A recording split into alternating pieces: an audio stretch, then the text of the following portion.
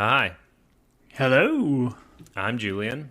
and I'm Tom. We are Team Binge. We are here to talk about Smoke, episode 4, season 1. I'm assuming there's going to be about 8 seasons of this show. This one was called Strawberry for a reason that is revealed to us later in the episode.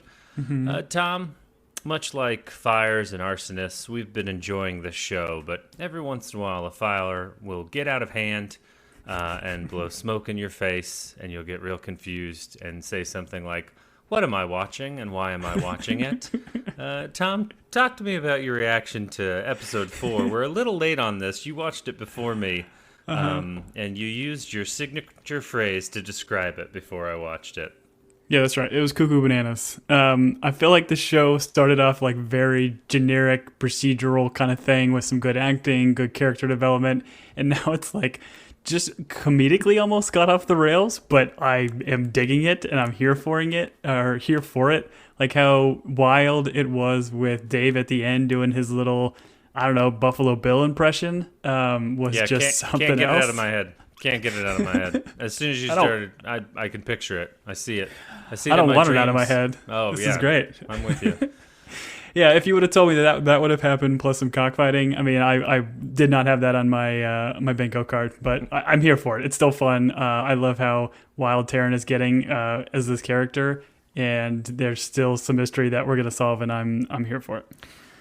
Yeah, I tend to get upset about like lazy writing or stuff that doesn't make any sense. But if a show's just gonna go for it and be weird, like I'm in. Let's do Outer Range with arsonists. You know, I'm all for it. So I enjoyed this. I don't know how much we furthered the story, which we'll discuss as we go, but I did enjoy this episode, and I'm just interested to see if this plane, I should say, lands in a forest fire on the runway and how it all goes. So we will continue with Smoke.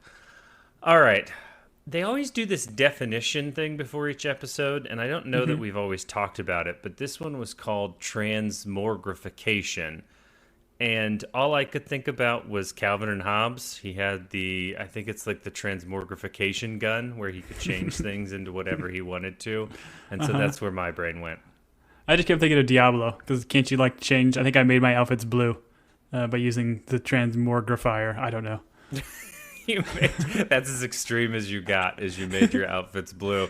And for those of you that aren't nerds, Diablo is a video game, so that's what Tom is referring to. It's also the devil in Spanish, I believe. So you can. You're welcome. Yeah, you're welcome. You can take that as you will. Listen, the show is educating people by giving us a definition of a word from the Webster's dictionary, so we should do the same. Right. I hope they use transmogrification on Wordle. That'll be a difficult one. I've been trying Smoke for the past month. It hasn't hit yet. Oh, that's interesting. Yeah. Wordle's pretty on top of our podcast, so I'm surprised they haven't had Smoke up yet. All right. We have classroom time, and this is like the Mike's prison Mike's class, where Goodson is like, "Hey, you guys know something about fire? It's all chaos. All your plans, they mean nothing. Chaos." They're like the mentors. Yeah. Oh, that was the worst part of prison, was the Dementors. He then purposefully lights some trash can fires. I didn't understand who put it out with the fire extinguishers. Were those the students? Did he have like staff standing by? I'm always a little bit confused with pyrotechnics in shows. It's incredible. Like, this is me assuming if Dwight Schrute was a arson investigator, this is his version of a fire training class. Like, comedically having these fires just kind of go off while like Calderona's watching in the background, kind of rolling her eyes, and then them putting it out and then post like this scene, them all clapping for him as a teacher. Like, I mean, I guess you have to entertain millennials when you're teaching them, I guess, but it was just so ridiculous and off the rails. I loved it. Sure, you have to remind these firefighter recruits who the enemy is. Fire, it's in the name. I appreciate that we both took different Office references. I went with Prison Mike, and you went with Dwight Schrute doing the fire drill, which is, I don't know why that one didn't come to me. Yours is, Tom, you get the internet points for that, because that is a more pertinent reference, that's for sure. As if this classroom shot wasn't like dark enough. We then have to leave there and go to a place where they fear fire the most, an underground rave. And this is Calderon visiting her. We've now established this is the brother. This is not Correct. the brother-in-law. They Blood are brother. They Yep. are blood, and he is like a criminal. Tom, this is where we point out. Still no John Leguizamo. Like, did not show up. Could have been coaching one of these roosters, but nope. Still hasn't shown up yet. Just the brother.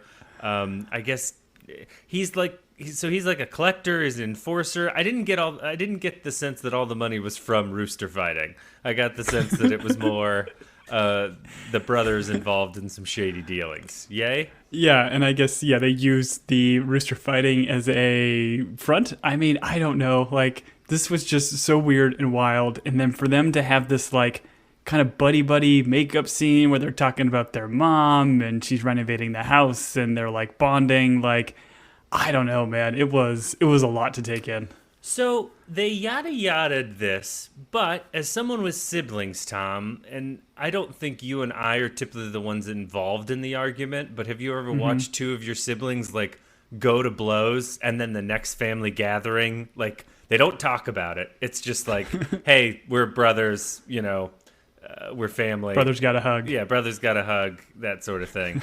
So I guess I understood this from a sibling sense, but yeah, this was very much the show just being like, all right, they're cool, and hey, we wanted to film some cockfighting, so here you go. Like, this is... Well, and like, is it to establish that, okay, the brothers are criminals, she's looking the other way, so she's not as straight up cop as you think she is? Like, is it kind of establishing her as a little bit more of a rebel?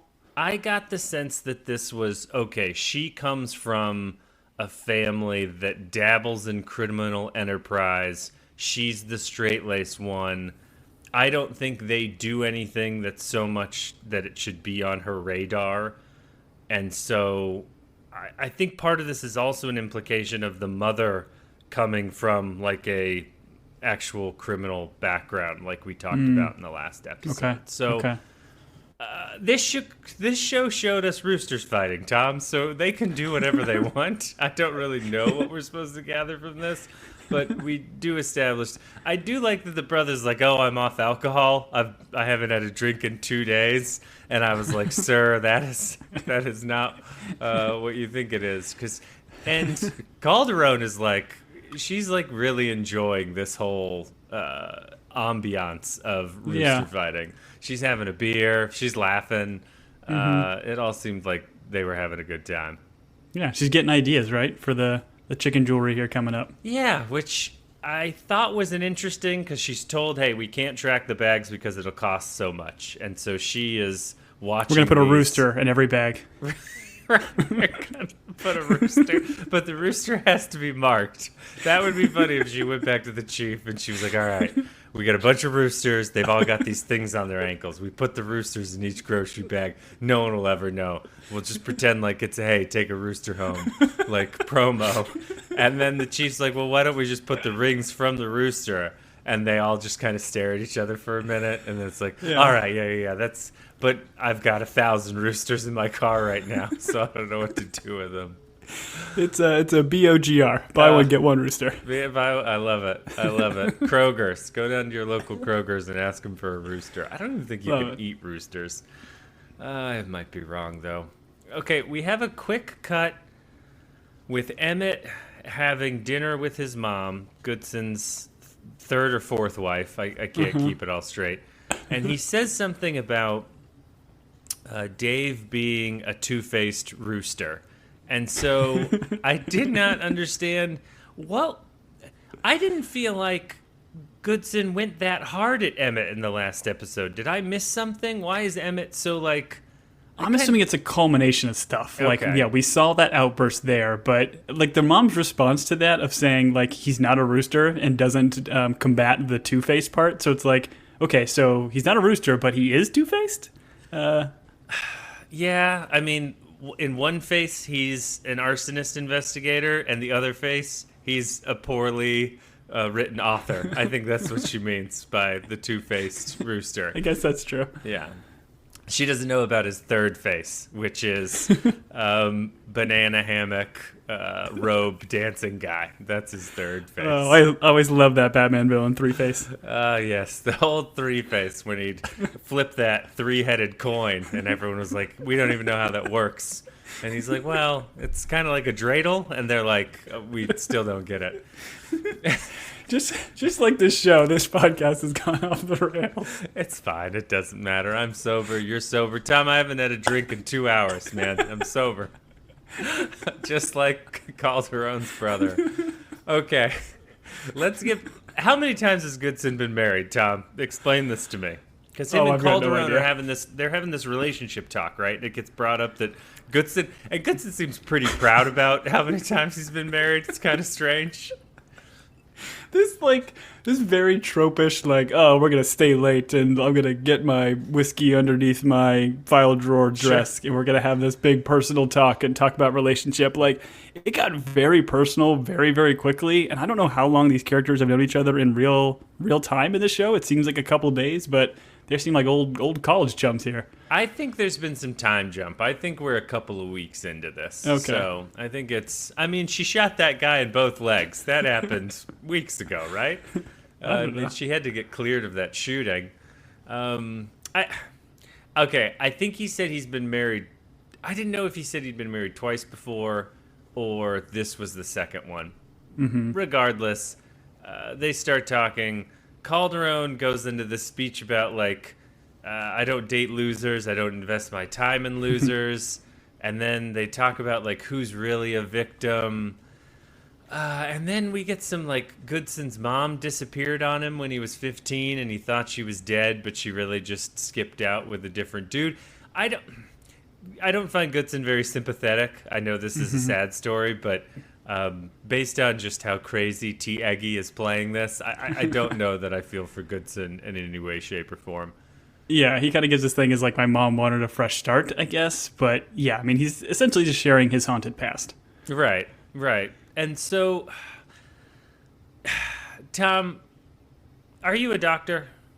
No, I play one on TV, though. Okay. I am also not a licensed medical practitioner.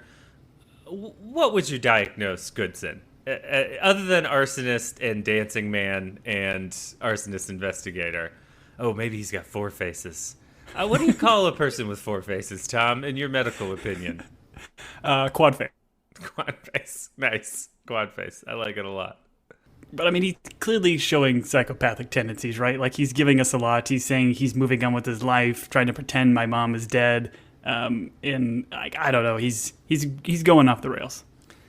Yes, and that is exactly how the actor who plays this character is playing it. So Yeah. If that is his goal, he's nailing it. The genius is coming through. I recognize it. Please stop sending me emails. When he danced in that robe at the end of this episode, I thought, man, they were right. The genius of T. Eggy has shown through once again in the form of a red satin robe. Mm-hmm.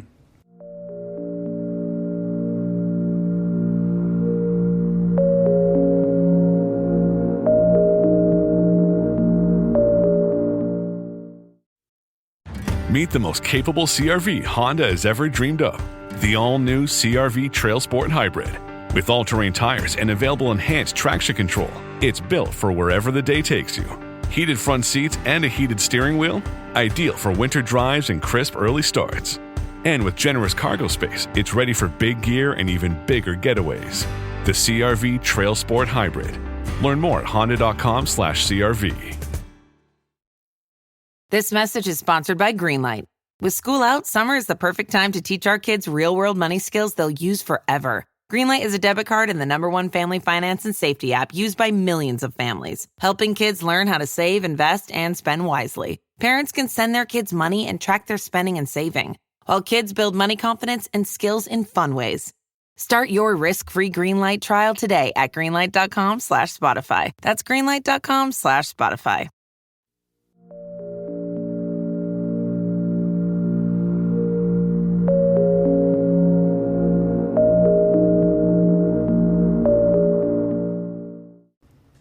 I would find the next character we're going to talk about even the sadder storyline than Goodson's sad story. we've got Freddie, and he's not getting his second interview email, is he, Tom? Yeah. No, he does get an email, though, and I mean, seems like a pretty good deal. It was 1 day only, 50% off, little D's, big D enhancement pills. I mean, you kind of have to jump on that. I'm assuming you tried that promo code. I know it was just for the show, but in real life, you gave it a go. I tried, yeah. This is a clean podcast, Tom. Please don't drag us through the muck. My child recently, to my spouse, was like, so you guys all get spam emails. You get like one a week? Or he first said one a day, and then that sounded too ridiculous to him. So he said like one a week, and I just laughed and laughed and laughed.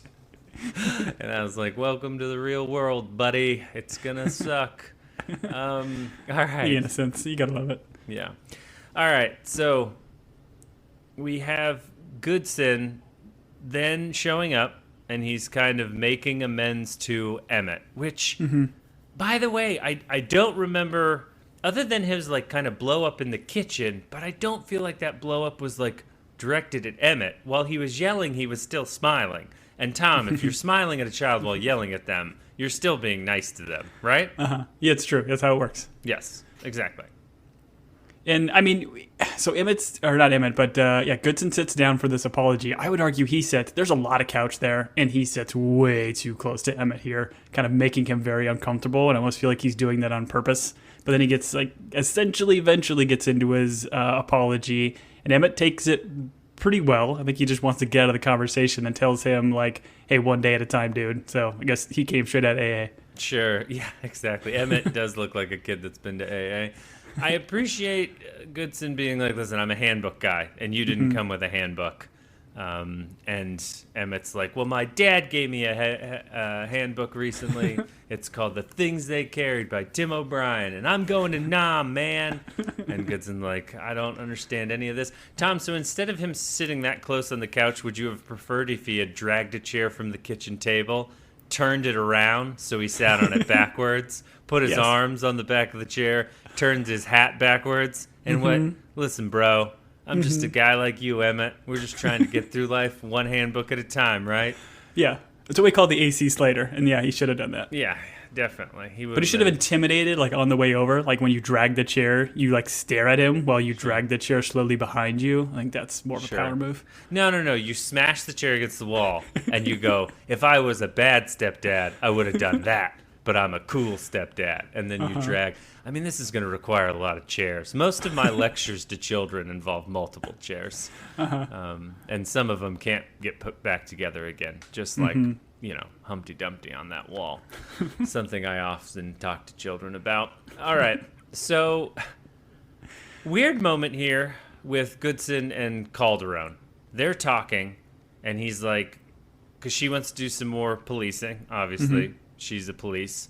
And Goodson's like, I can't police. I can't investigate arsons because that's my main job, and the title is literally, my job description. I have to go to a conference. And then he's like, teach the youth of America how to set some more classroom fires. He's like, listen, this one got out of hand. I apologize. I burned down the warehouse. Most of the kids made it out. He's like, I've got a suite. And he like wiggles his eyebrows at her. And he's like, putting on all that charm. And she's like, no, thank you. I don't know if you remember, I don't date losers. I was confused. He was hitting on her, right? This was him inviting her to a weekend conference in, I don't know, some podunk town that no one wants to visit and watch trash cans get set on fire. Yeah, and it was so, like, oddly delivered. Like, it was like, was he trying to tell a joke? Was he being sincere? It was all just really weird and awkward. I don't think we get a whole lot of, like, Calderon's kind of response outside of just saying no creep. But I'm assuming this is going to fester and just get creepier and creepier. Sure. Do you think the conference he's going to, it's just a bunch of tables in like a hotel, I don't know, banquet room, and it's just every table has a fire, and some guy's like showing you how to put out the fire in different ways? This guy's like, this is the water cup. You fill it with water, and if you have a fire, you dump it on the fire. And then it's just all branding. and you get a bunch of cool fireproof swag. That sounds great. I want to go to that great. conference, Tom. Yeah. There's probably like paper airplanes. You make a paper airplane, you set it on fire, and then you throw it and try to like light a trash can on fire. That'd be pretty cool. Yeah, and then you have to make the screaming noise of everyone that's on that plane. Yeah, incredible. Oh, goodness. Got dark. Hey, well, it's a conference about fires, Tom. It's going to get dark. Other than where there's fire, because the fire would cause light. So that's something. Okay, speaking of things that are fun, Freddie bangs on the glass of the hairdresser's office, we'll just call it. Studio? I don't know. Salon? Galleria? Salon, that's the word, Tom. We got there. And Freddie is in a state, and he yells at her, and he's like, please turn my hair back to the way that it was. And he's like, I want you to change my hair so no one sees me again. Which was just about the saddest thing I've ever heard. Yeah, so sad. And like, he's giving these like super wild and creepy vibes. And like the hairdresser, she tells him no, come back at 5, but then like locks the door. So I didn't get like her response. Like, if you're going, and she waits later on, right, in the episode for him to show up at 5, yet she locked the door like right in front of him. Like, was she really that scared? And if she is, does she really want this guy back at 5? I don't really understand their dynamic and relationship, but I just feel bad for this guy.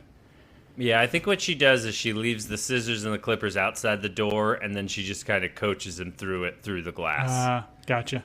I don't know if you've ever been to one of those self-haircutting places, Tom, where you sit down, you have to do, it's like a make your own pizza place or like fondue. Okay. They just kind of tell you what to do, and you cut your own hair.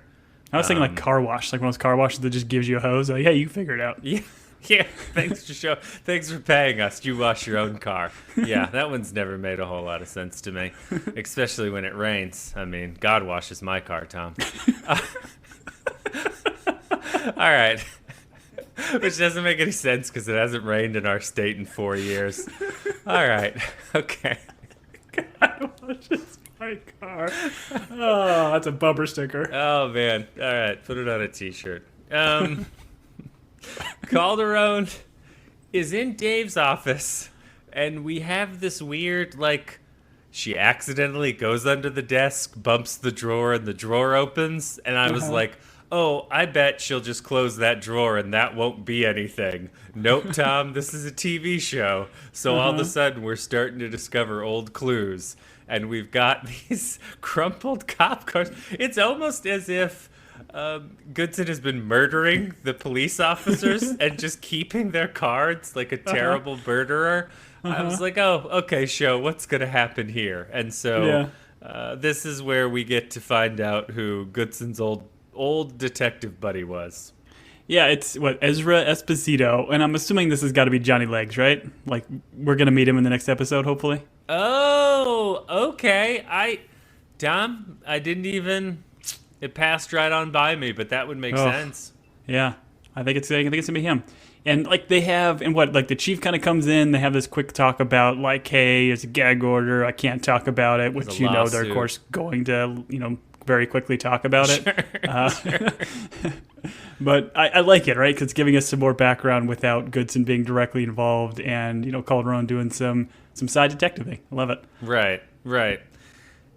And this is ended by Emmett showing up, who, by the way, Emmett, real buzzkill, Tom. I just want to point that out. I don't know. Emmett shows up and he's like, hey, is Dave here? These people would be like, we're solving murders. Get out, kid.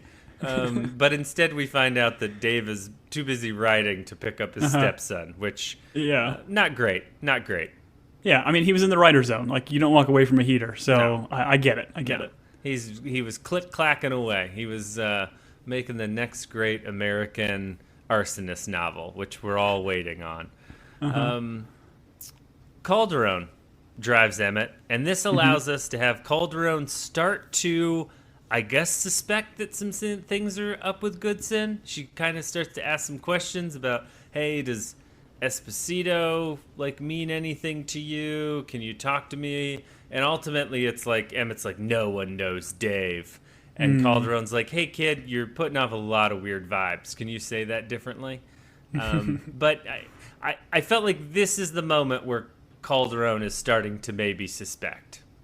Yeah, and I mean, like, just even the idea of like Goodson not picking up his like stepson, like just being like that shady is something. And then obviously the Esposito stuff that she just left the conversation with the chief being very hush hush about it. The fact that there's a gag order, she's a good detective, and I think she's going to detect some stuff here. Sure.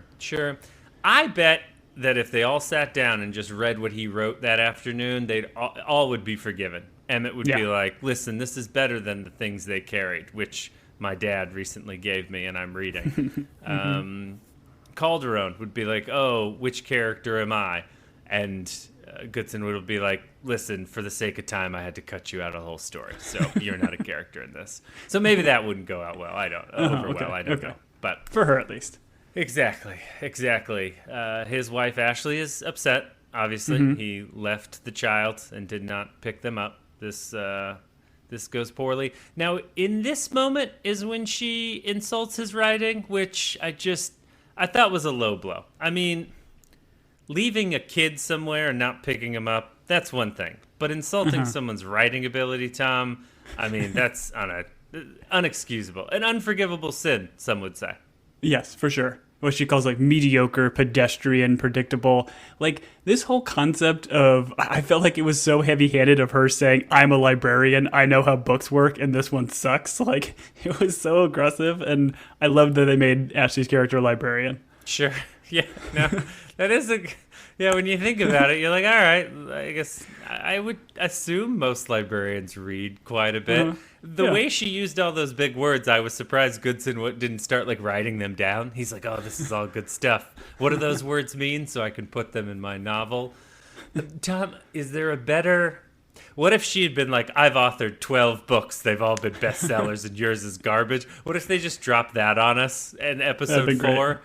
I'm trying to think of a different profession that would have... She could have been like, I teach writing at the university. I have for 30 years. Your book's stupid. Like, I guess there were other options, but they went with librarian, which... Yeah, I agreed. Lovely profession, but yeah. Like, Dave tries to use as part of his excuse is like, hey, Emmett's a cross-country runner. He could have just ran home. I mean, that's a fair point, right? Like, maybe he gets a little exercise. No days off, Tom. No days off. He should always be crossing the country. You know, I'm not real sure what cross country is, but he should cross in country as much as possible.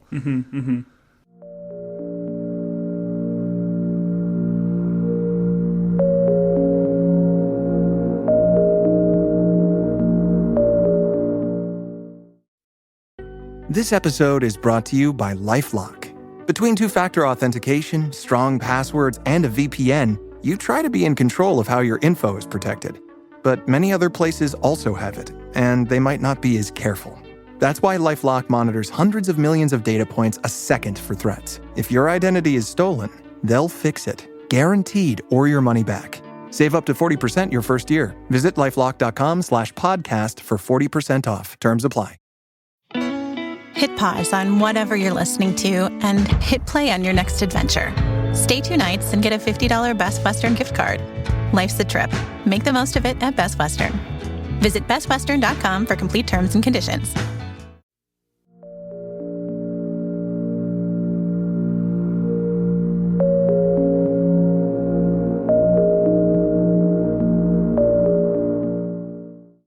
Chief said he wasn't going to talk about it, but if you get him in a bar and you have him hang around with Calderon and, I don't know, ply him with alcohol, all of a sudden that gag order goes right out the window. And we find out, I had trouble following this. We find out that somehow Esposito shot himself. He wasn't a very good cop. He gets full retirement, so he's like, retired, not doing anything. But at some point he brought up that he thought Dave was an arsonist. And so let's suss this out a little, Tom. And did I get all the facts, or was there more to the story that's revealed during this drunken conversation? I feel like the way the chief is saying it, it's like, did he shoot himself on purpose? Was he just trying to collect this retirement or pension or whatever it was? And even like calls him conspiratorial, that Dave thought, or he thought that Dave was an arsonist. And I almost thought this was like just too on the nose to just flat out say this to Calderon, and now she has this idea in her mind like, oh, this guy can be the arsonist, as opposed to her putting some context clues and putting it together. I thought it was a bit much for the show to just come straight out and say it. Sure. I think the most common place to shoot yourself or to shoot oneself would be the foot. Tom, would you agree? Yeah, probably the left pinky toe would be my thought. So would you say once someone shoots their foot, that foot would be then oddly shaped? Ooh, I see what you're doing here. So Maybe then- Esposito is the guy. Maybe Esposito, who has oddly shaped feet, is the arsonist, Tom. I think we you're onto solved something. it. I think Done and done. we put the finger on the bullet hole of Esposito's foot. I guess the other thing I thought is maybe Dave shot Esposito, and then during the investigation, Dave, I don't know, somehow got them to cover for him. And so we blamed Esposito for shooting himself, but Dave had to shoot him. I don't know. Maybe it's Calderon. She's a pretty good shot. We've already established that. Oh, she loves shooting people in the lower body. I guess once we find out where Esposito was shot, we'll know. We'll know who the perpetrator is. For sure. All right. Dave, dressed in his arsonist superhero attire, which is a Carhartt jacket, sunglasses at night, a ball cap, and a hood on. I mean, I don't know how difficult it is to get this, picture of him out to all of the potato chip selling people in the world, but he wears the same thing every arson. As one is often done, he is accosted by a hot lady in the grocery store who is questioning his potato chip choice.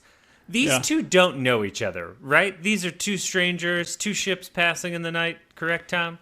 Yeah, and this has to be the book, right? Because it cuts quickly to Emmett reading, or not even reading, right? He's listening to the dictation of Dave writing this portion of the book, because we've already seen it in previous episodes. And Emmett goes this effing guy, which I thought was a great line from him. But this just makes zero sense. What attractive lady is going to stop this Unabomber-looking dude staring at potato chips and say, hey, what are you looking at? I'm having you have. It's just so weird. It's got to be the book. Okay. I feel real dumb. And I'm going to ask this question because I feel dumb, and maybe it'll clarify some things. But whenever Dave is the arsonist and he's setting chips on fire, are we, as a viewer, just supposed to understand that's him writing part of the book? Or is he really an arsonist? Is the twist here that he's not the arsonist, but those scenes are just him writing? I mean, I didn't actually put that together. I just thought this whole sequence with this lady and the S&M thing we get here at the end was more that. But yeah, maybe that quick cut we got at the end of episode 2, that kind of what we as an audience confirmed him as the arsonist, was just him writing, and they're kind of showing it in the sequence of making it seem like us as an audience is seeing what's really happening in the show versus his book. Right. So that's confusing. But I think I'm picking up what you're putting down. Okay. So is he actually having an extramarital affair with a woman that he just met in the grocery store, where they have to come up with a safe word and there's a bunch of strange things? Not strange, all normal, obviously just a common Wednesday night for all of us. So is that book or is that real, Tom? I mean, I was in the camp at the end of the episode. It was just too bananas for me to think it was real life. I'm assuming this is all writing. And what made me think that was the cut to Emmett. If they didn't have that, I think you can maybe speculate a little bit more. But the fact that it cuts to Emmett kind of in that sequence and kind of saying this effing guy, I would assume this has got to be writing. Okay. If the show comes back and they are Dave is not an arsonist, all those moments are just us showing clips from his writing, I think it's bad showmanship, but I will honestly love it because it would be a fun twist where, because after episode 2, we were why did they reveal that? Why do we know that? That shouldn't be right. But now I'm questioning everything, Tom. I'm questioning. Yeah, maybe, he's not an arsonist. He's just plays one in a book. He just wants to be one, but would never do it in real life. So he just writes this fiction of it. Right. But the way the show presented it to us is he's never written anything before, and he's just kind of trying this now. But if he was a serial author that would just do these like, I don't know, like these dream sequences in his head. Maybe that's what we're getting. Sure.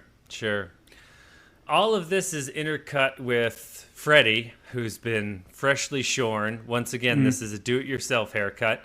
And he is all ready for some arson. In fact, Tom, he's ready for a lot of arson. Yeah, I would argue, plenty.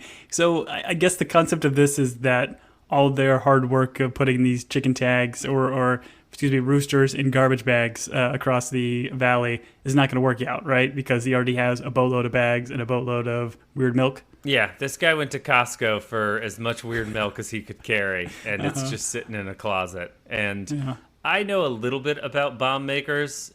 Whenever you store large amounts of it, it typically goes poorly for you. So I think Freddy might get bit by his own, I don't know, snake arson. I don't know if that's a phrase. Is that a phrase, Tom? Sure. It is now.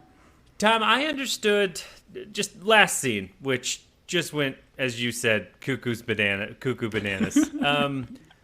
Tom, I was a little bit confused when they defined streaking in a way that I had never heard before. This was no mark, no pain. You somehow can set something on fire, but it leaves no trace. And this is done on a woman's abdomen. Yeah, it's got to be on an abdomen, apparently. I mean, my mind immediately goes to old school and Will Ferrell running around saying, we're going streaking. Yeah. Like, that's where my mind goes. But yeah, this little twist, it was fun, and I learned something. Different movie if he's on fire while he's streaking through the quad, you know? Yeah, that's Ricky Bobby. Movie. I mean, who's singing You're My Boy Blue? Not him, because it's his funeral. So, wait, isn't he on fire later in the movie? Doesn't he put on like the mascot uniform and try to jump through the hoop? Okay, that's fair. I didn't realize he was an arsonist in that. Okay, we already talked about it, but this episode ends with a robe, a banana hammock, and some real, just over-the-top crazy person. But once again, if this is a character in a book that we don't know exists, I love it. Yeah. Like, she was hesitant and then feared for her life and then into it and then hesitant again and then, okay, let's do some more streaking. Like, she was almost seemingly unreal of a character that seems like a fantasy that Dave is kind of creating. So, yeah, maybe the show was essentially an unreliable narrator and we're getting these scenes that are from the book that the show is trying to play off as in the Calderon detectiving universe. That maybe could be our big twist, which with you, I think it's a little bit lazy-ish, but I love it, and I'm here for it. I wouldn't say it's lazy. I would say it's poorly executed because it took us 4 episodes to guess at what they did. But well, I feel like you need to give us, like, lazy is apologies. That's not the right word. Like, you need to give us some kind of, thank you, like change the aspect ratio, do something that like a keen-eyed viewer, maybe they are doing this, that can see whenever you cut to like the book version of Goodson's world, something's different. Like there's something else in this world that we would be able to tell the difference. I think that'd be cool, a little more clever. But it just seems like, I don't know, maybe anytime he's in this outfit. Because the other time we did cut to him writing the book, he was not the arsonist, right? Like it was another actor in that stuff carrying around the weird milk. Yes, but there's 2 arsonists. There's weird milk arsonist and potato chip arsonist. Ooh, touche. So okay. That's why I think that separation. We have given this show more thought than the writers of this show gave this show. I don't think so. I think the writers they know what they're doing. Like this is based off a podcast, and you know how good podcasts are. Yeah, they certainly don't just hop on and wing it from the hip. That's definitely for sure. All right, we're going to need some help with determining whether or not we've got this right, whether or not Dave's an arsonist, or whether or not it's just the character in his book, and what's real and what's not. And we'd love to hear from people. And if it's good, believe me, we will share it on the pod. We will give you all the credit because we 2 dum-dums oftentimes don't get it right. But you can reach us at teambingepodcast@gmail.com. There are other ways to reach us, but I'm not allowed to know any of those passwords. So I turn it over to Thomas. Yes. Please follow us on the socials at Team Binge or at Team Binge Podcast on Blue Sky, Threads, Twitter, all the big ones. Let us know what you think of the show. If you are enjoying us, we are a tiny podcast, so if you can rate and review us on Apple Podcasts, throw us 5 stars, leave a quick review. We greatly appreciate it. It helps us grow the show. But yeah, like I said, this episode or this series to me started off like a very kind of cut and dry, not cut and dry, but like the kind of stereotypical Mayor of Easttown, cool, gritty detective drama, and it's gone wild. And I'm like you mentioned in the beginning, another podcast show that we did was Outer Range. I feel like it's going into that territory, and I am not against it. So give me more. Give me more. Give me more fire. Give me more smoke. We will be back. We apologize for releasing this one a little bit late. Tom fell off the wagon, jumped on the wagon, something like that. No, I was on vacation. So yeah, selfish. For selfish Julian. For Team Binge, I have been selfish Julian. And I have been Tom. Goodbye. Selfless Tom. Selfless Tom. There you go.